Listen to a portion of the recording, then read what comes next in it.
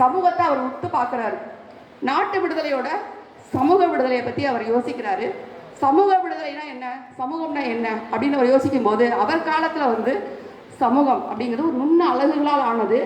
இந்த நுண்ணெல்லாம் குடும்பங்கிற ஒரு நுண்ண அழகுக்குள்ள அவர் உள்ள பார்க்கும்போது ஆணும் பெண்ணும் அங்கே சமத்துவமாக இருக்கிறாங்களா அப்படின்னு பார்க்குறாரு. ஆணும் பெண்ணும் அவருடைய காலத்தில் சமத்துவமாக இருந்தாங்களா? அவருடைய காலத்தில் பெண்கள் வந்து வீட்டில் ஒடுக்கப்பட்ட பெண்களாக, கல்வி அறிவில்லாத பெண்களாக, சுதந்திரம் இல்லாத பெண்களாக, ஒரு ஆணுக்கு கிடைக்கக்கூடிய ஒரு கல்வியும் சுதந்திரமும் உரிமையும் பெண்களுக்கு மறுக்கப்பட்ட ஒரு நிலையில பாரதியினுடைய காலம் இருந்தது. அதை உன்னிப்பாக கவனித்து இந்த சமூக விடுதலைக்காக அவர் அவர் அவர் நல்ல தெளிவான சிந்தனையோடு இருந்தார். பெண் விடுதலை இல்லாமல் சமூக விடுதலை சாத்தியமில்லை அப்படிங்கிற அந்த ஒரு தெளிவான கண்ணோட்டத்தில் அவர் தன்னுடைய விடுதலை கவிதைகளை முன்வைக்கும் பொழுது நாட்டு விடுதலையோட பெண் விடுதலையை மையவிட்ட கவிதைகளை அவர் பாடினதா நம்ம நாணமும் அச்சமும் நாய்களுக்கு வேண்டுமாம் அப்படின்னு சொல்லி பெண் சுதந்திரத்தை வந்து அவர் ரொம்ப வலியுறுத்தி சொன்ன கவிதைகள். அவருடைய காலத்தை ஒட்டி பார்க்கும்போது பெண்கள் மத்தியில் ஒரு மிகப்பெரிய விழிப்புணர்வை ஏற்படுத்தியதில் பெரியார் ஈவேராவினுடைய பங்கு ரொம்ப ரொம்ப முக்கியமான பங்குன்னு நம்ம பார்க்குறோம். அவர் விதைத்த விதையினுடைய விளைவுதான் 90களின் காலத்தில் 90களின் மத்தியில் ஒரு மிகப்பெரிய ஒரு பெண்ணிய அலை எழுந்தது அப்படின்னு நம்ம பார்க்குறோம். அந்த 90களின் காலகட்டம் மிக மிக முக்கியமான காலகட்டம். அதுவரைக்கும் ஆண்கள் வந்து பெண்களுக்காக விடுதலை குரலை எழுப்பினாங்க, பெண்ணிய விடுதலை பெண் விடுதலைன்னு சொல்லி.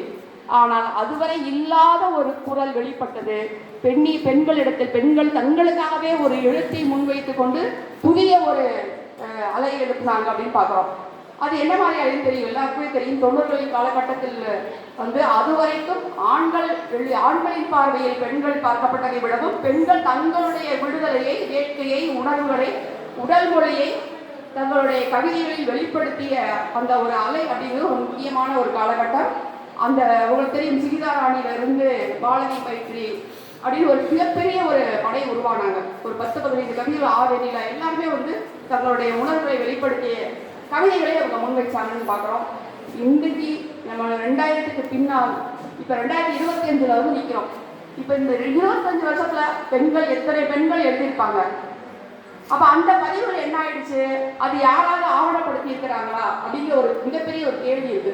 இந்த 25 வருட காலத்தை பெண்கள் எழுதிய எழுத்துக்கள் முறையாக ஆவணப்படுத்தி இருக்கிறதா, தமிழ் இலக்கிய உலகம் அதை கண்டெடுத்திருக்கிறதா அப்படிங்கிறது பார்க்கும்போது 1-2 சில கவிதைகள் வேணா அவங்க எடுத்து பதிவு பண்ணிருக்காங்களே ஒழிய முழுமையான எந்த ஒரு பதிவுகளும் கிடைக்கல. அப்போ ஒரு அடுத்த தலைமுறைக்கு ஒரு கேள்வியாக இது வந்து தொடர்ந்துக்கிட்டே இருக்கும் அப்படின்னு நான் நினைக்கிறேன். ஏன்னா காலத்தால் வந்து ஒவ்வொரு பெண்ணினுடைய கவிதைகளும் அவருடைய நூல்களும் இலக்கிய உலகம் வந்து பதிவு செய்து கொள்ள வேண்டும் அப்படிங்கிறது ரொம்ப ஒரு முக்கியமான ஒரு விஷயம்.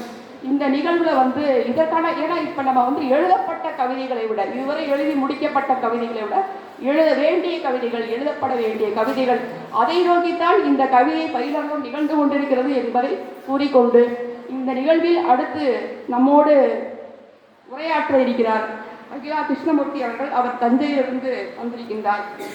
அவரை குறித்த ஒரு சிறு உரையை நான் இப்போது வாசிக்கிறேன்.